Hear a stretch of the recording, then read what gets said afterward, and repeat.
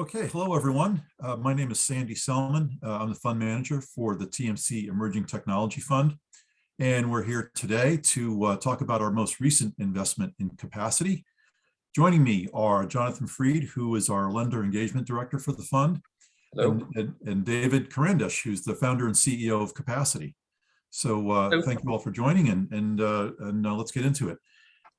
So David, we're real excited to be a participant in your latest round at Capacity. And just to orient people who are watching the video, I wonder if you could give us a brief summary of what problem you are trying to solve with Capacity, how you're trying to differentiate yourself in the market, and why you're going to be amazingly successful. Thank you. And again, I want to first just give a good shout out to the TMC team for all the support you all have provided along the way. As I mentioned in our kind of talk leading up to this, Capacity is here to help teams do their best work. That's our mission. It's why we exist. It's why we started the company. And I'm really proud to be able to announce that we're continuing to see that happen across all of our clients. How that works is that if we can go in and automate the support for an organization, we think we can free up both time, dollars, and energy to go focus on the things that people can put their real time and effort into. And so we can do both automating more consumer-facing parts of the process, anything from putting a bot on your website to answering questions, to internal process automation for lenders, for underwriters, et cetera. That's good. One of the questions I always want to know, because I love tech and I'm kind of a big nerd when it comes to this stuff, is like, what was your original plan with this, and then how did it evolve? When we first started out, the original idea was I had seen that Christmas of 2016, the #1 selling item on Amazon wasn't a video game, it wasn't a book, it wasn't some kind of other electronic, it was Amazon's Alexa. And it's the first time in the history of the world where an AI was the #1 selling consumer item. I looked at that and I said, man, I wish I had an Alexa for the office, or a Siri for the workplace, or my own kind of digital assistant. So that was the original idea, was what if you could give everyone in your work some kind of digital assistant that's helping them, again, go do their best work. As we got into it, we started to kind of peek behind the curtain. What we realized was that even if we can save individuals a lot of time within the organization, we've got to find the parts of the org that get the most benefit or have the biggest gain for this kind of automation. So we started focusing on, in particular, help desks. So it could be an underwriting help desk, could be a marketing support help desk, could be an HR, an IT help desk. And one thing that's been really cool is that our clients are using us across departments. So we've got clients that have us automating their HR and their IT and their underwriting help desk. But if you have a help desk, it tends to be the place where you get lots of emails, phone calls, and tickets. And that's where we said we think we can go put our technology to the best use. That's really interesting. I know that when I'm trying to engage with trying to research a problem,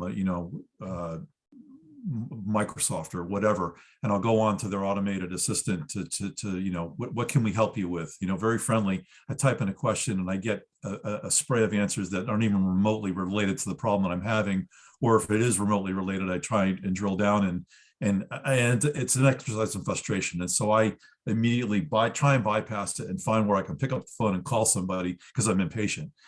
So you obviously are a believer in automated help desks, and you've been getting some, I remember when we were doing our due diligence, you were quoting some amazing statistics about the success rate and being able to resolve issues, using this machine learning AI that you've put together. Can you talk a little bit about how you're not going to end up with a bunch of people like me that get frustrated with this automated help desk function? I'm really interested in that. Yeah, so when we started the company, we were answering about 55% of questions automatically. And then kind of fast forward to where we're at today, we've trained the bot with over 1 million different inquiries. And we're now answering 90.4% of questions from our customers across the board. That's so unbelievable. it's Yeah. state of the art. I would put us up against IBM, Google, Facebook, Amazon in terms of our natural language processing. But no matter how good our tech is, whether 45% of the questions need help or 10% of the questions need help, we fundamentally believe that having that escalation path where you can escalate from level 0 to level 1 or from the bot to a human is just as important as the bot. Right. Said another way, we like to say that we judge our end user experience not by our average experience, but by our worst experience. So if the worst user experience got a good escalation up to the right person, then we're in good shape if we can answer 9 out of 10 questions otherwise. It's a huge problem. And consistency amongst organizations is another huge problem. You get different answers from different people. It's something that has I call it whisper down the alley. It's like, somebody has something that may have been an old policy before and it continues, and then it causes data quality issues or consistency issues, and then, or you don't know who. It's like, well, let me find out, and there's like 15 emails then to get to the right person to answer some simple question about whether you got a paid day off on Veterans Day, right? I mean, it's like so there's that, but you also, and one of the other things I wanted to ask you about is like the data silo. Like, it seemed like when we took a look at that, you were breaking down the barriers in the database silos, right? So our kind of data heuristic is that all company intelligence lives in 3 places. It's either in your apps, in your docs, or in the heads of your team. So I could boil down any organization, big, small, in the mortgage space, outside the mortgage space, every organization, it's going to come down to those 3 places. On the app side, we built a developer platform where you can connect capacity to just about any application that has a RESTful API. We've got about 100 out-of-the-box connectors that we've built so far. And then we've got clients that have gone and rolled their own. So we've made that so that you can connect to anything from Microsoft Office to Ellie Mae's Encompass. Now, we also had clients come to us and say, David, I don't have an API. I've got a database sitting around here somewhere. Can you connect to that? So we built this technology called LiveDB, where you put one line of code in front of your database. It effectively creates an API for you. And now you can go ask natural language questions into that database.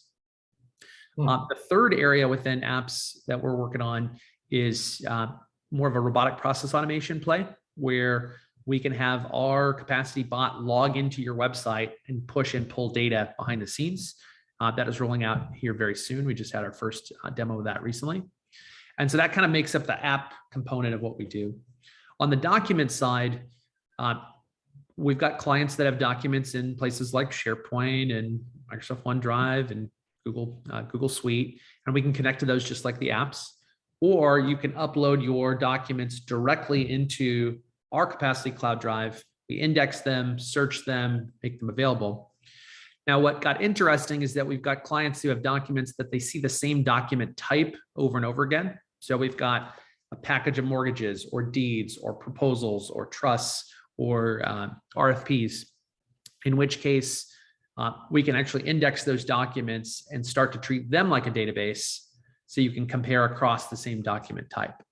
But the last bucket is the one that we've historically gotten the most pushback on, which is, David, okay, I can buy the fact that you're going to connect to these apps, and I can maybe get around the idea that you're going to get to these docs.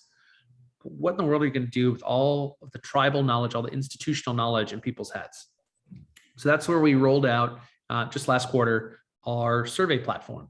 And the idea is, with every new client we bring on, we will survey everyone in the org, or everyone in the org that we're rolling this out to. We'll ask, what are the questions you asked when you joined? What are the questions you tend to ask today? And then what are the questions you tend to answer? And we use that to build that initial corpus of what the knowledge base looks like from day one. So instead of having to start from a blank slate, we can pre-populate it with kind of the wisdom of the crowds from within your team. Yeah, it's been, I mean, even from a borrower standpoint or from an ops standpoint, having, like myself, I mean, built, the companies and the technologies, like you literally get the same question over and over again. It's like Groundhog Day. after 20 years, you get a little tired of answering because it hasn't changed. And once in a while, you are thrown through a loop, and that's when the escalation happens. But for me, it's like, oh my God, how many times do I have to answer this question? And after 20 years and thousands of clients, and then also again, because I was on the origination side, but also built company, and the same thing from the processors and the underwriters. It's like somebody needs to just figure this out in the industry and then let everybody know what the answer actually is, because you just keep answering, but yours is better. They can keep asking it, and then capacity answers it for you, which is what we're paying for, right? Exactly. And the other thing that's nice about it is that not only can we come back with a question in and an answer out, we can also take you through a guided conversation. A lot of these questions are contextual. I was doing a demo the other day, and there was a eligibility matrix question, and it depended on if you were a single family home or a multifamily home, depending on what the eligibility looked like. And so increasingly, I think when we started, almost all of our questions were just straight questions and answers. Now a significant amount of our traffic and volume is done through guided conversations. That's very interesting. So a plan is good, but things never go according to plan. So what have you found since you founded Capacity? What have been your biggest surprises, positive or negative? Yeah, the whole everyone has a plan till they get punched in the face quote. Yeah, I've got a few scars here from that. I think so. If I go back to my original business plan and I say, David, what did you get right? What did you miss? What did you see? What didn't you see? I thought the AI space was going to be big. And I'll tell you, if anything, we undershot the target. It was going to be a $60 billion market by 2025. Then they said 126 billion by 2025. Now they're saying it's in the hundreds of billions by that time frame. So we definitely got the macro trend right, or at least that it would be big. I'd say that the second area, though, that we kind of missed initially is that I think of AI not as a vertical, but as a horizontal. It's going to inject itself into every single aspect of our economy. And so we had to kind of figure out, okay, David, if that's the case, what existing part of the org are you guys going to go tackle? Because it's not just going to peanut butter itself away. It needs to go in a particular part of the company, at least to start. That's where we kind of backed into this help desk as being the place where we would spend our time and attention. The other thing that we realized is that there are so many point solutions in the space. We're not the only people with a bot. There are a lot of great bots out there, but our bot can connect to our workflows, and our workflows can kick off a guided conversation, and our guided conversation can go to our developer platform, and our developer platform can go in our analytics. And so I like to think of a platform as being connective, both within the pieces of the product, but also back out to the rest of your stack. And so the shift from we're going to go build an AI point solution to we're going to go build an AI platform has been one of the most transformational things that we've done so far. Yeah, I would agree with that. I think that we have a lot of too many point solutions. And one of the concerns that I've had is we have automation for the sake of automation, to say we have it, but it doesn't reduce button clicks or time, or actually it creates more cost and complexity. You need somebody to run it, and then you need somebody to check it, and then it just wastes a bunch of time and money. So the platform play makes a lot more sense, from that aspect, because you can engage what you've already built in many different aspects. That's a good segue, actually. Is there other things that you're looking to do in the mortgage space that you can share, obviously, that go beyond that, the help desk? Yeah, I think specifically on the workflow side, we have been taking on more and more of the back end process of effectively processing a loan. Another example that I can talk a little bit more detail on, we were working with a client that does a lot of the big forbearance claims in the United States. And they have a team of people that are out staring at these documents, comparing them back to either the LOS or the various systems of record. And they're trying to make sure that those documents are all match. And after a loan gets packaged and sold 7 different times, the data doesn't always match. And look, I believe in everyone has their own path that they want to go down from a career standpoint, but I've never met anyone who said, you know what, I want to copy and paste documents all day, right? Never met somebody. Well, they exist, but yeah. I've got 4 kids, but nobody ever told me that they want to do that, right? So what we're doing is we're saying, okay, time out. If instead of having to do that, what if the AI could go in, automatically extract the relevant fields out of the document? The workflow could then compare it to what's in the system of record. And if they match, great, let's move on with our lives. If they don't match, then escalate it up to a person, have someone come in and take a look at it. So it's not saying that there won't be any human involvement. It's saying let people deal with the exceptions. Don't have people stare and compare all day. Yes, we agree wholeheartedly. But those people do exist. You know, there's a lot of staring and comparing that goes on. A little too much. So last question, David. Looking into the future, what do you think capacity is going to be known for in terms of its enduring competitive advantage? What do what's your North Star in terms of what you're trying to make the name for capacity in the marketplace?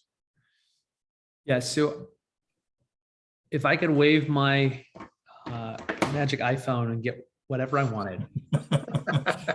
I got one too, but I don't think it's magic. Years.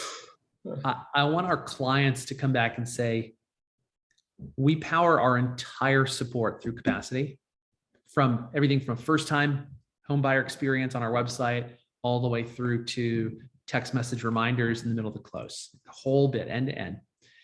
And if I left my mortgage company and went to another one, I couldn't do that unless it was a capacity powered company, because it's so much easier. It's so much simpler. We've taken out all of the friction in the process. We've had clients that have left from one company and gone to another and said, the first thing I'm going to do is lobby to bring capacity in, because it's the only way it can help me. It's the only way I can do my best work is to have a platform like this. I'll leave with one last story. If you ask me, David, what are you most proud of in the last, call it 6 months, things you've launched or things you've done? We had one client come to us and say, we were excited about capacity because of the bot, and we've got a bot on our website, we've got a bot internally. But with this technology, we have shut down 2 of our support email inboxes. We no longer have a support at email inbox. It's now entirely run through capacity. And the day we shut those emails down, it was like a party being thrown in the office, because the idea of having to answer yet another email is just so frustrating. Whether people like Slack or they don't like Slack, the big thing that they latched onto is that email is a terrible medium when you have thousands of them to deal with. Right. And so they tried to kill internal email. We're trying to kill internal email, just going about it a little different way. So he had his last question, but I didn't get mine. Go for it. Sorry, John. I like to know, for many reasons. One, I do believe that people get pretty terrible advice through, and I've heard different stories. What's the worst advice that you got? It could be from a VC, from a client. What's the worst piece of advice that you got in this process? Especially from VCs. I like that one. Yeah. Let's see. That you don't mind sharing. Worst advice. Yeah, I've got all sorts of advice. Without attribution, of course. Right. The worst advice I've gotten was probably something around,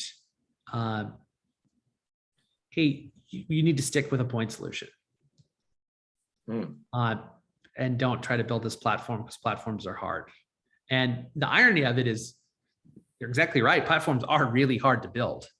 But I like the most fundamental decision we've made in the company in the last 5 years was to turn this into a platform, which meant we're going to have a lot of product. It meant we're going to have a big engineering team. It meant we're going to have to constantly prioritize. But the idea that sticking with a point solution, that would have been the worst possible thing we could have done.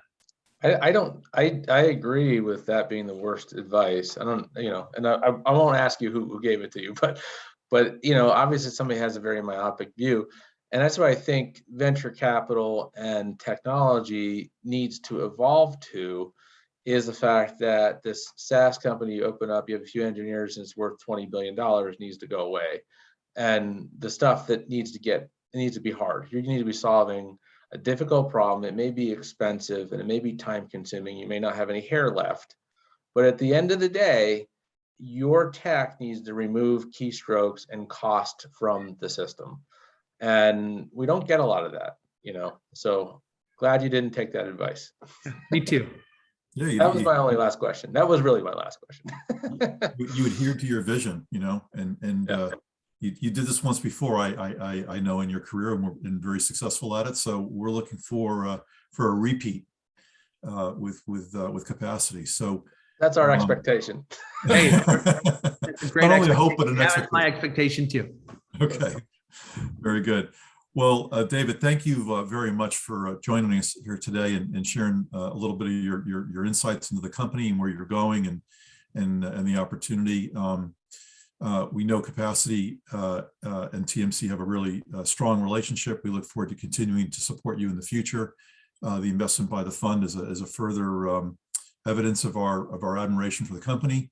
And we look forward to seeing great things from you and doing great things with you in the future. We appreciate all the support, and thank you for the time today. Thank you.